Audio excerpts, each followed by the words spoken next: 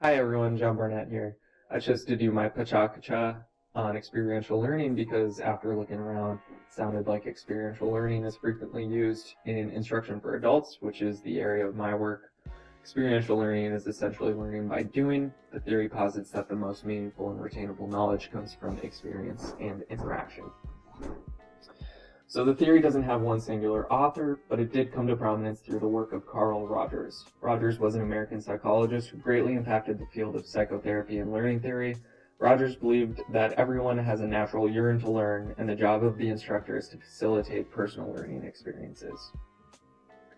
My prior knowledge about experiential learning was pretty minimal. Obviously, in our readings about meaningful and authentic learning, the importance of experience or making a learning experience impactful was always emphasized. After all, I suppose that is the goal of good instruction.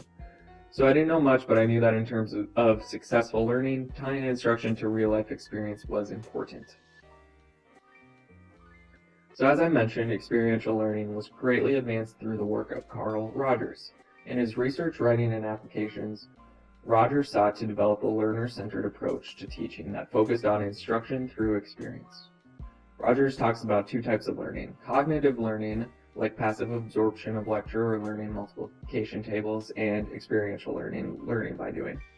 Rogers believed that direct instruction wasn't necessarily the primary goal of education. Instead, instructors should be focused on the facilitation of instruction, since Rogers says people already have natural inclinations to learn what they're curious about.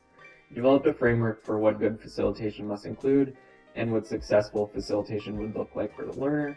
For instructors to put experiential learning into practice, they need to set a positive climate for learning that taps into learners' natural motivation to learn, clarify the purpose of the learners in the context of what is being instructed, and organize and make available relevant resources, account for intellectual and emotional components of learning, tapping into emotional components, and share their feelings and thoughts with learners without dominating to avoid kind of prescribing to students how they should feel. All five of these are necessary for successful facilitation of experiential learning.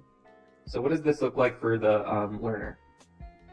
The student participates without distraction in the learning process, and has the agency to determine its direction.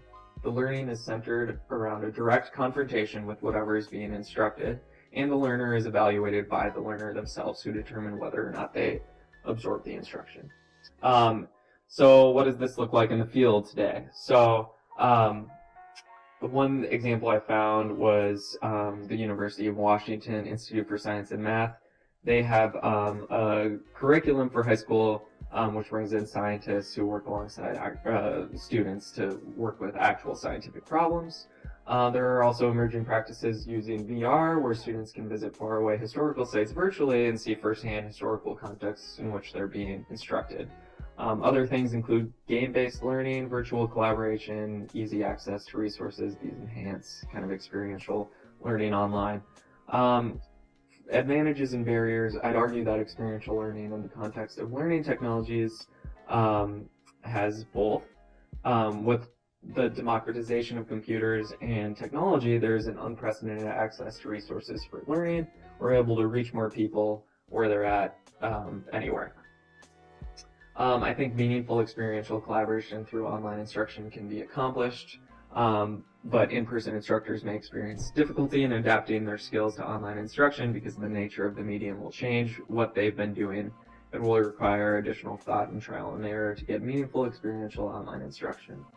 With that being said, technology can enormously enhance experiential learning. A grandiose example would be AR and VR. A student who is aiming to become an auto technician or something else technical now has opportunities to interact with engines or car parts virtually and to learn about them in an experiential way without the limitations of cost and availability.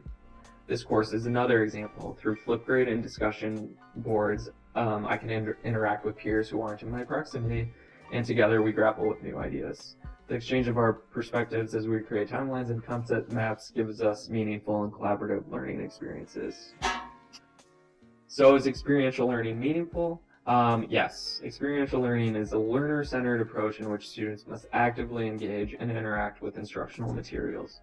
Personally, experiencing instruction will deepen the learner's knowledge and aid the successful transfer of knowledge. Experiential learning is also authentic. experiential learning closely ties itself to the context in which the learner learns.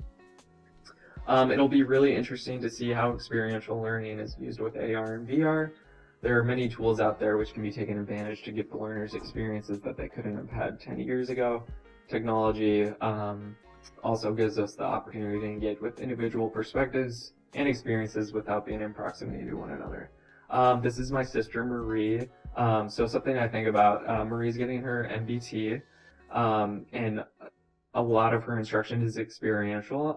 So it's tax stuff, so you can easily think of real life relevant applicable exercises for tax accounting. But what about for like philosophy instruction? Does learning about philosophical theory online lend itself well to experiential learning?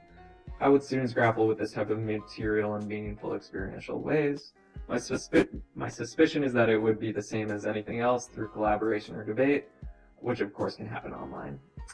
So this is a cold cycle of experiential learning. If anyone is interested in learning more about this theory, I check out Kolb's work and of course Carl Rogers' framework as well. Coming up here in a second, finally caught up, is kind of an overview of my sources.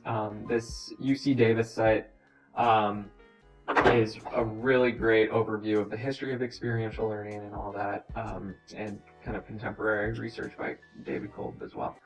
Oof, this was really hard, but thank you for watching.